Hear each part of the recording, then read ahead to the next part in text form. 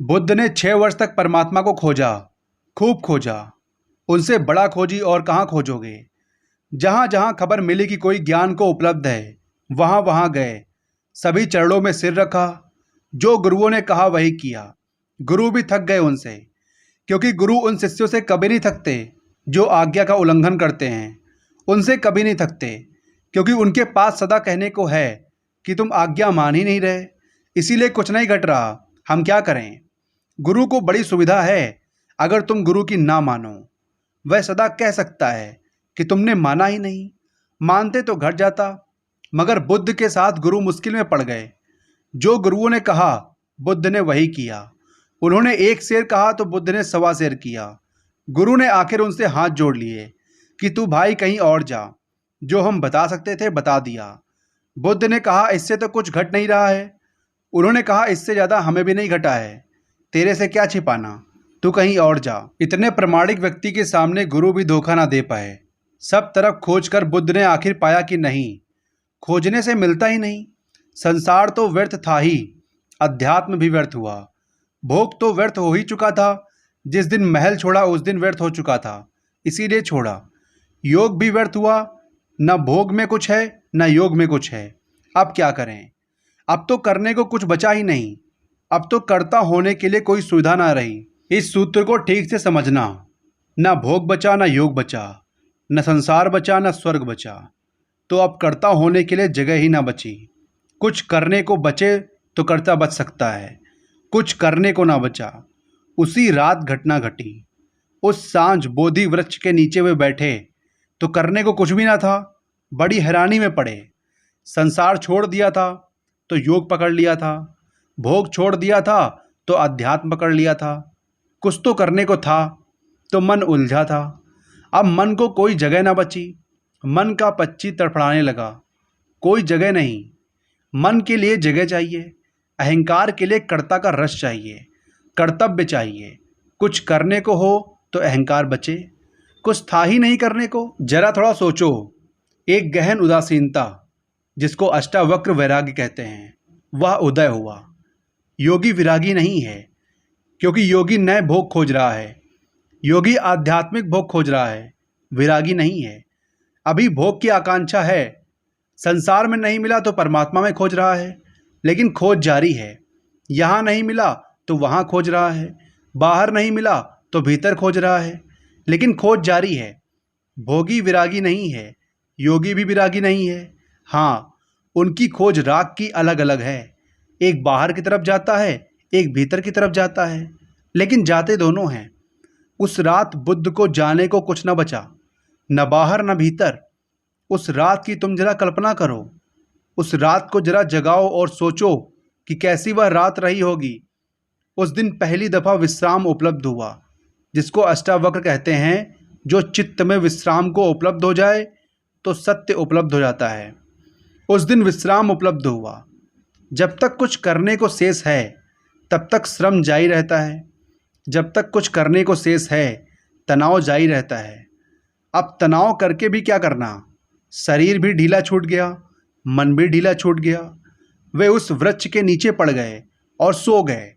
सुबह जब उनकी आँख खुली तो ऐसी खुली जैसी सबकी खुलनी चाहिए। सुबह जब आँख खुली तो पहली दफ़ा खुली, सदियों सदियों से बंद थी। वह आँख खुली। सुबह जब आँख खुली तो भोर का आखिरी तारा डूबता था। उस भोर के आखिरी तारे को उन्होंने डूबते हुए देखा। इधर बाहर भोर का आखिरी तारा डूब गया, उधर भीतर भी मन की आखिरी रेखा विसर्जित हो गई। कुछ भी ना था, भीतर कोई भी न बचा। सन्नाटा था, शून्य था, विराट शून्य था, आकाश था। कहते हैं बुद्ध 7 दिन तक वैसे ही बैठे रहे मूर्तिवत, हिले नहीं डुले नहीं। कहते हैं देवता घबरा गए। आकाश से देवता उतरे, ब्रह्मा उतरे, चरणों में पड़े और कहा आप कुछ बोलें। ऐसी घटना सदियों में घटती है, बड़ी मुश्किल से घटती है। आप कुछ कहें, हम आतुर हैं सुनने को कि क्या हुआ। हिंदू बहुत नाराज हैं इस बात से कि बौद्ध कथाओं में ब्रह्मा को उतार कर और बुद्ध के चरणों में गिरा दिया।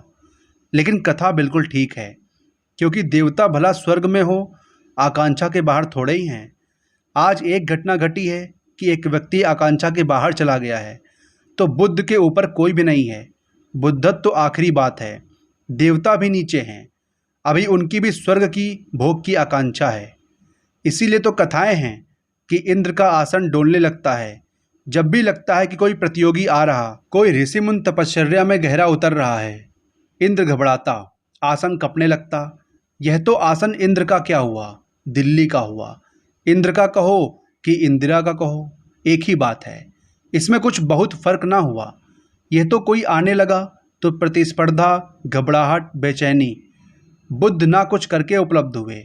जो बुद्ध के जीवन में घटा वही अष्टावक्र के जीवन में घटा होगा। कोई कथा हमारे पास नहीं है, किसी ने लिखी नहीं है, लेकिन निश्चित घटा होगा। क्योंकि अष्टावक्र जो कह रहे हैं वह इतना ही कह रहे हैं कि तुम दौड़ चुके खूब, अब रुको। दौड़ कर नहीं मिलता परमात्मा, रुक कर मिलता है। खोज चुके खूब, अब खोज छोड़ो। खोज कर नहीं मिलता सत्य, क्योंकि सत्य खोजी में छिपा है, खोजने वाले में छिपा है। कहाँ भागते फिरते हो? कस्तूरी कुंडल बसे, लेकिन जब कस्तूरी का नाफा फूटता है तो मृग पागल हो जाता है। कस्तूरी मृग पागल हो जाता है, भागता है, इधर भागता उधर भागता, खोजता है कहाँ से आती है यह गंध, कौन खींचे ले आता है इस सुवास को, कहाँ से आती है। क्योंकि उसने जब भी गंध आती देखी तो कहीं बाहर से आती देखी। कभी फूल की गंध थी, कभी कोई और गंध थी, लेकिन सदा बाहर से आती थी। आज जब गंध भीतर से आ रही है तब भी वह सोचता है बाहर से ही आती होगी, भागता है। और कस्तूरी उसके ही कुंडल में बसी है। कस्तूरी कुंडल बसे, परमात्मा तुम्हारे भीतर बसा है।